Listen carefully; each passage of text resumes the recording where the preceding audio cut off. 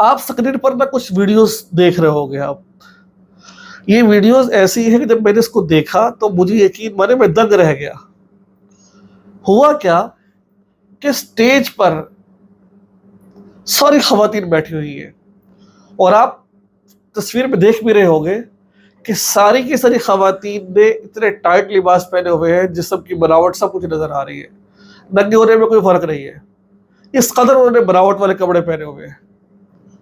تو میں دیکھا چلو یہ خواتین کی مجلس ہوگی، خواتین بیٹھی ہوئی ہیں. جب کیمرہ میں نے نظر ماری سامنے وہاں مرد بیٹھے ہوئے تو میں سر کو ہاتھ پکڑ کے بیٹھ گیا، یا اللہ یہ کیا ماجرا ہے، یہ کیا معاملہ ہے کہ سامنے سارے مرد بیٹھے ہوئے ہیں اور یہ خواتین ہیں. خواتین کو دیکھو یار، قرآن پاک کے کو انکار کر کر دیکھو کیا کر رہے ہیں. قرآن پاک میں اللہ فرماتے ہیں یا ایھا النبی قل لازواجک و بناتک و نساء، پردے کے بارے میں فرمایا گیا، اور یہاں پر گناہ کر کے نعت خوانی کی جا رہی ہے. آپ کیا سمجھتے ہیں؟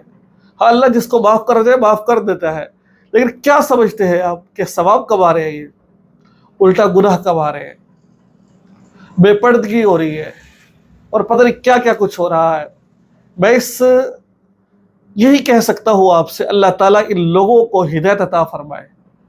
یہ وہ لوگ ہیں جو کہتے ہیں میرا جسم میری مرضی، جو مرضی کرو. میں آپ کو اس بات سے کہ یہ وہ لوگ ہیں، میرا جسم میری مرضی، میں جو کچھ مرضی کروں.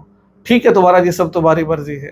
اب آپ دیکھ لیجیے، ایک وقت یہ بھی آئے گا مجھے لگتا ہے کہ یہ لوگ مصلی پہ کھڑے ہو جا رہا ہے، انہوں نے مصلی پہ کھڑے ہو کر انہوں نے نماز پڑھا رہی، انہوں نے خواتین نے نماز پڑھا، حالانکہ خواتین جماعت نہیں ہے.